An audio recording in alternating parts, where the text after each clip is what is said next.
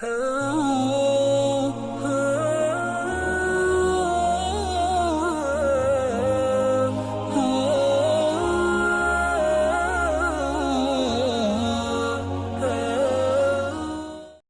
warahmatullahi wabarakatuh.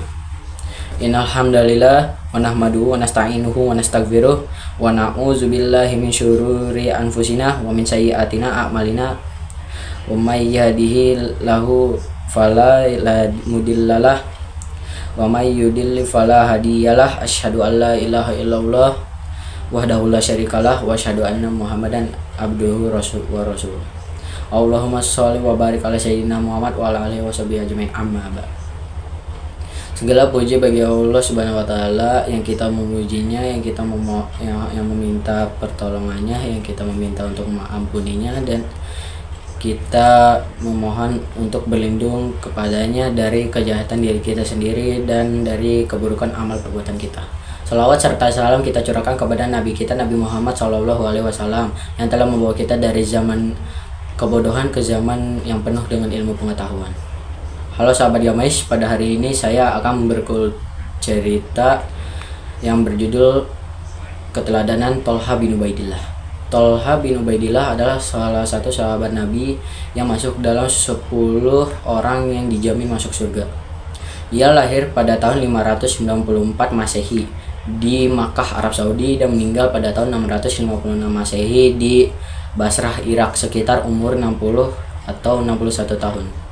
Ia memiliki nama lengkap yaitu Tolha bin Ubaidillah bin Utsman bin Ka'ab bin Sa'id.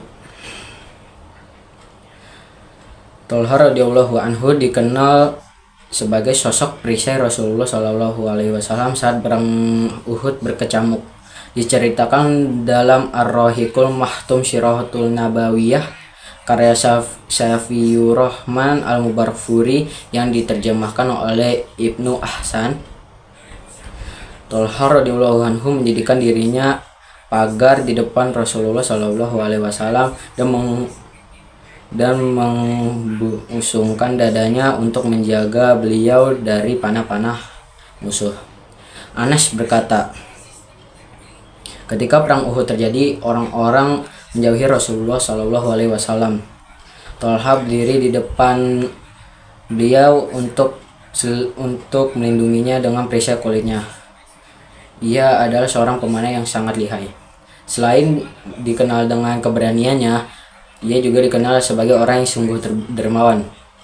Akibat dia pandai dalam berdagang, membuat dirinya menjadi orang kaya. Tapi kekayaannya itulah yang membuat ia rajin bersedekah. Ia menghabiskan seluruh hartanya hingga habis tak tersisa untuk berbagi. Maka dari itu Rasulullah SAW memberikannya julukan yaitu Tolha al-Khair, artinya Tolha yang baik, Tolha al-Fayyad, Tolha yang murah hati, dan Tolha al-Jad, artinya Tolha yang dermawan. Terdapat sebuah kisah dari mimpinya dan keutamaan dalam bulan Ramadan.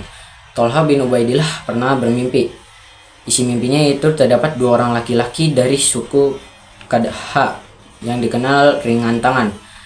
Ia selalu membantu dengan harta dan juga tenaga untuk dakwah Islam.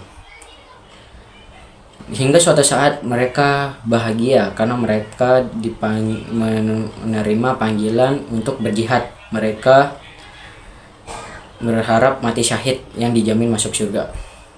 Dalam perang tersebut, seorang mati syahid dan seorang laginya pulang membawa kemenangan yang gemilang. Setahun kemudian ia meninggal karena sakit.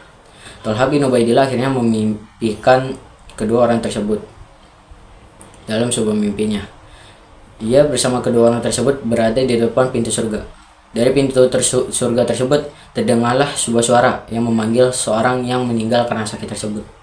Akhirnya orang yang meninggal karena sakit tersebut masuk ke dalam surga. Lalu terdengar lagi suara dari surga, yaitu untuk orang yang mati syahid tersebut. Orang yang mati syahid tersebut akhirnya masuk surga. Dan terdengar lagi suara dari surga berkata kepada Tolha, "Kembalilah karena belum waktunya kamu untuk masuk surga." Tolha akhirnya bangun dari mimpinya. Keesokan harinya, ia menceritakan isi mimpinya tersebut kepada para sahabat. Tetapi para sahabatnya tidak mempercayainya. Karena kenapa orang yang meninggal karena sakit dipanggil lebih dahulu dibandingkan orang yang mati syahid.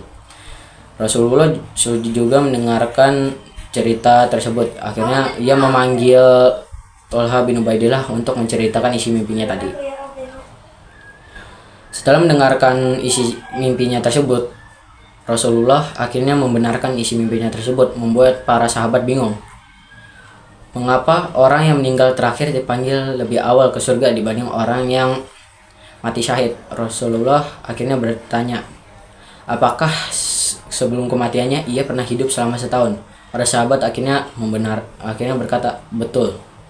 Rasulullah akhirnya berkata, dan bukankah ia masih mendapati Ramadan?